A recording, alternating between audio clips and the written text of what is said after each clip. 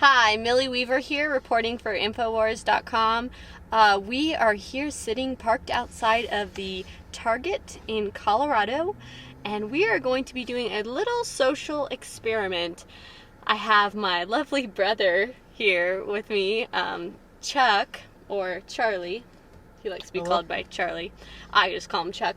We're going to do him up really nice and go ask some people outside of Target if they feel okay with him using the restroom with their daughters. I guess, what would we call you? Chuckalina? Or Charlene? Charlotte. Charlene! Charlene. Okay, Charlene. Let's go do this. My hair is such a mess. Now that you're wearing a wig and you could pass for transgender in this attire, you could technically use the women's restroom according to Target's policies. Oh, that's do not enter. So we get for giving you a blonde wig. So here in Target, we can see there are men's restrooms and women's restrooms, but there are also unisex restrooms. Target actually does have a unisex family restroom that's like a single toilet and one sink restroom in their stores, and there's no reason that a unisex or transgender person could not use that restroom. How do you feel about Target's new restroom policy in which anyone can use any bathroom as long as they claim they're transgender? I'm not aware of this policy. They just announced it. Oh. They just announced it where basically him right here, he can use the women's restroom facility if he chooses to. How do you feel about that? Does that feel a little bit weird? I have varying thoughts about that. Yeah? I mean, it depends, I think, on the situation. How do you ladies feel about Target's new restroom policy? Awesome. Awesome? All right. How do you feel about Target's new restroom policy? They had a policy.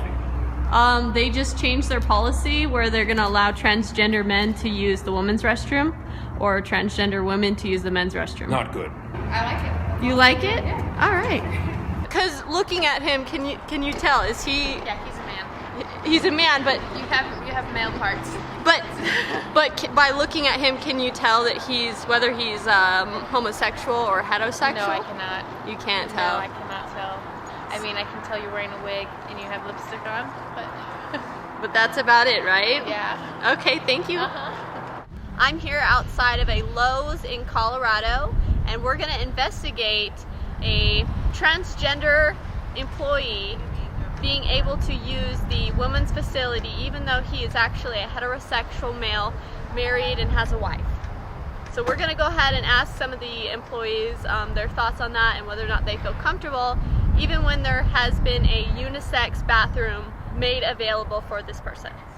My experience was actually quite positive with the person that we did have working here. You could tell he was transgender, always wore his hair in ponytails, had earrings in every day, wore women's clothing, you knew. And he would come into the bathroom and I was perfectly fine with that. I've had conversations with him after washing my hands after I was done using the restroom. It didn't really bother me any. Did you think it was kind of weird that he would use the women's restroom even though they had provided a unisex bathroom? That's never been the case when I grew up. Men to men, women to women. I don't care how genetically engineered they are. They should go and use the restroom of their biological genetics. Did this coworker ever talk about whether he was heterosexual or homosexual? Do you know? I asked him because I was curious. Yeah. And he had a wife. He was married. He had children. He just felt that he was a woman. He wanted to feel pretty. And so I was like, well, that's cool. If that's what you want to do, that's all on you. Because it's not going to bother me, and it doesn't cause me any heartache. Yeah. You know? Yeah, definitely. Do you know if you had only a men and women's, or did you also have There's a a men, unisex? women's, and the unisex, and the unisex one has like the little baby changer and everything in it. I personally like using that one whenever possible because it's usually the cleanest. Yeah. What do you think about him using the women's restroom when he's a heterosexual male? Well, I'm going to put it to you this way. What's wrong with this country is the relativism that is sweeping across this country, where there is no absolutes. Every person is doing what is right in their own eyes. You know, when I saw little girls and things and stuff in there, that would probably make me a little uncomfortable, or you know, anything around children. Like maybe children if it were just your make kids, me, right? it makes me very uncomfortable with transgender around children because you never know what is behind that. Exactly. You don't know if they are really what they are presenting to you. Why is it that 2 to 3% of this country can set the cultural norm for the 97% of the people? I'm talking about the homosexual. I'm talking about some of the other so-called outcast groups. Why is it that they set the norm for the 97% of the people? They've gone through all of this. They know who they want to be on the inside. They've worked their, you know, they've done everything that they can do to become this new person. Then I say, good for them. You know, be who you want to be.